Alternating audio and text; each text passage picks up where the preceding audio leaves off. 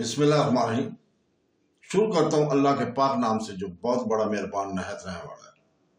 دوستوں، بہنوں، بھائیوں، بزرگوں، السلام علیکم ورحمۃ اللہ وبرکاتہ۔ ہم آپ کو مسلم ورثے اور اسلامی اسکالرز پر ویڈیو کی اس سیریز میں خوش آمدید کہتے ہیں، اور آج ہم اس ویڈیو میں علی کوشچی، علاء الدین علی ابن محمد، جنہیں علی کوشچی کے نام سے بھی جانا جاتا ہے، اس کی تاریخی اور سوانحیات بیان کر رہے ہیں۔ علاء الدین علی احمد علی بن ابن محمد، جنہیں علی کوشگی کے نام سے بھی بڑے پیمانے پر یاد کیا جاتا ہے، 15ویں صدی کے سب سے قابل ذکر علماء میں سے ایک تھے۔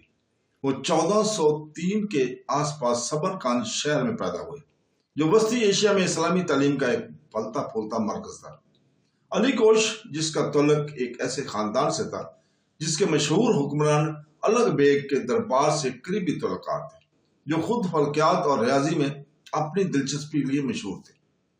کوشگی نام، جس کا مطلب ہے فالکنر، خیال کیا جاتا ہے کہ یہ ان کے والد سے آیا ہے، جنہوں نے شاہی باز کے طور پر خدمات انجام دی۔ ابتدائی عمر سے ہی علی کوش نے غیر معمولی ذہانت اور علم کا گہرا جذبہ دکھایا۔ اس نے اپنے وقت کے ممتاز علماء سے تعلیم حاصل کی اور الغ بیگ کا شاگرد بن گیا، جو کہ نہ صرف ایک حکمران تھا بلکہ سائنس کا سرپرست بھی تھا۔ علی کوش جی نے ریاضی، فلکیات، علم الیات اور لسانیات میں مہارت حاصل کی، اور ان کی سب سے اہم شراکتیں فلکیات ریاضی میں تھیں، جنہوں نے کائنات کے بارے میں روایتی ارسطو کے نظریہ کو چیلنج کیا اور ایسے نظریات تجویز کیے جو بعد میں یورپ میں سائنسی انقلابات کے ساتھ زیادہ قریب سے منسلک ہوئے۔ اس نے سمرقند کی ترقی میں مرکزی کردار ادا کیا، جو قرون وسطیٰ کی اسلامی دنیا کی سب سے بڑی رستگاہوں میں سے ایک ہے۔ علی کوش جی کا کیریئر انہیں سمرقند سے آگے لے گیا۔ 1449 میں الغ بیگ کے قتل کے بعد سیاسی بحران نے اسے خطہ چھوڑنے پر مجبور کر دیا۔ اس نے ہرات، تبریز کا سفر کیا اور آخر کار عثمانی سلطان محمود فاتح کی سرپرستی میں قسطنطنیہ میں سکونت اختیار کر لی، جسے آج استنبول کہا جاتا ہے۔ قسطنطنیہ میں علی کوش جی کا بڑے احترام سے استقبال کیا گیا اور مدرسہ عباسیہ میں پڑھانے کے لیے مقرر کر دیا گیا۔ سلطنت عثمانیہ میں اس کا اثر رسوخ نمایاں تھا، کیونکہ اس نے بہت سے طلباء کو تعلیم دی جو آگے چل کر مشہور عالم بن گئے۔ عربی اور فارسی میں ان کی تحریروں پوری دنیا میں پھیل گئیں اور نسلوں تک سائنسی فکر کو تشکیل دیا۔ ان کے سب سے مشہور کاموں میں فلکیات اور ریاضی پر مقالے شامل ہیں، جن میں وہ تحریریں بھی شامل ہیں، جہاں انہوں نے اس بات پر زور دیا کہ فلکیات کو فطری فلسفے سے آزاد ہونا چاہیے۔ یہ ایک انقلابی خیال تھا جس نے فلکیات کو ارسطو کی طبیعت سے الگ کر دیا اور اسے مشاہدے اور اعصاب کے ایک حقیقی سائنس کے طور پر ترقی کرنے کی اجازت دی۔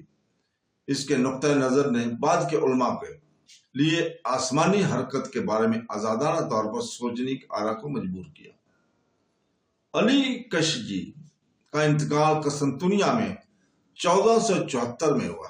انہیں وہیں دفن کیا گیا تھا اور ان کے مزار کو ایک اہم تاریخی اور روحانی مقام سمجھا جاتا ہے۔ ان کا مزار استنبول کے ضلع ابوپ کے قریب واقع ہے۔ یہ ایک ایسی جگہ ہے جس کا تعلق عثمانیہ کے دور میں اسلامی سنہری دور کے بہت سے قابل ذکر شخصیات سے رہا ہے۔ علی کوش، جس کے مزار نے صدیوں سے علماء، طلباء اور مداحوں کو اپنی طرف متوجہ کیا، یہ علم کے لیے ان کی لگن اور ایمان اور سائنس کے اتحاد میں ان کے تعاون کی یاد دہانی کے طور پر کھڑا ہے۔ اس مزار کو خود استنبول کی شاندار ورثے کے ایک حصے کے طور پر محفوظ کیا گیا ہے۔ اگرچہ عثمانی دور کے دیگر یادگاروں کی طرح بڑی نہیں ہے، لیکن اس کی تاریخی اہمیت کی وجہ سے قدر کی جاتی ہے۔ زائرین اور اکثر اس کی قبر پر تعزیت کرنے کے لیے راجے آتے ہیں۔ انہیں ایک متقی مسلمان اور ایک سائنسدان کے طور پر یاد کیا کرتے ہیں، جس نے انسانی فہم کے افق کو وسیع کیا۔ حقیقت یہ ہے کہ ان کی وفات کے بعد ان کا مزار सदियों तक दिलचस्पी का मरकज बना हुआ है। ये इस बात का सबूत है कि वो इस्लामी दुनिया में इस एहतराम को जारी रखे हुए हैं। अली कशिजी की मेरास इनके कामों और इनकी तरबियत याफ्ता तलबा के जरिए जिंदा है। अलाही इन्हें वस्ती एशिया स्कॉलरशिप और उस्मानी फिक्री जिंदगी के दरमियान एक पुल के तौर पर भी याद किया जाता है। मुशाहदे, हिसाब किताब और साइंसी फिक्र की ज़्यादा हद आन की जोर ने इन्हें अपने अहद के अजीम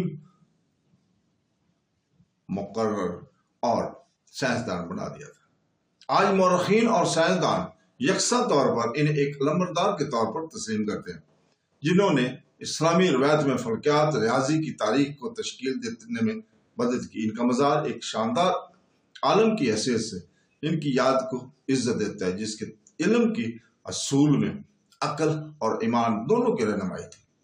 तो दोस्तों, बहनों, भाइयों, बुजुर्गों, इसके साथ ही आज हम इजाज़त चाहते हैं कल तक के लिए। कल इंशाअल्लाह ताला हम इसी वक्त आपके सामने पर हाजिर होंगे एक नई किस्त के साथ, और जिसमें हम स्कॉलर अली इब्न ईसा अल-स्तराबी को बयान करेंगे। तो दोस्तों, आखिर पे हम दुआ करते हैं अल्लाह ताला से कि या अल्लाह हमें कुरान पाक और सुनते रसूल पर अमल करने की तौफीक अता फरमा। आमीन सुम आमीन। अल्लाह हाफ़िज़।